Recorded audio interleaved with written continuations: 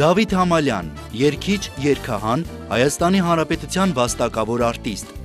1990-ից 94 թվականներին մասնակցել է Արցախյան պատերազմին ազգային լեգեոն ջոկատի արծիվ 4-րդ գումարտակի, այնուհետև 5-րդ բրիգադի զորամիավորումներում։ Երկրապահ կամավորական միության անդամ է։ 1994 թվականից պարբերաբար կազմակերպել է Ելին իբոցույն խորագրով համերգային հուշ երեկոներ նվիրված զոհված ազատամարտիկներին։ 2011 թվականներին ունեցել է 4 հեղինակային մենահամերգ։ Հեղինակել է շուրջ 60 երգ, որոնց մեծ մասը գրել է իր բանաստեղծությունների հիման վրա։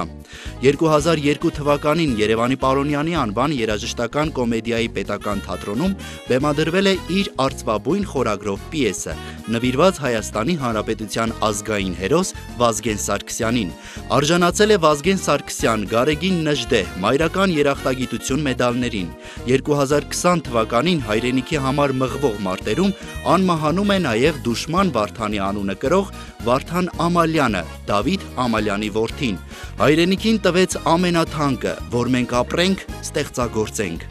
Հայաստանի Հանրապետության վաստակավոր արտիստ Դավիթ Ամալյանը հայ մշակույթում ներդրած ավանդի, տասնամյակներ շարունակ երգարվեստի ոլորտում անփոխարինելի տեղ ունենալու, գեղարվեստական արժեքների ստեղծման ու տարածման համար պարգևատրվում է Unique Award ազգային մրցանակով։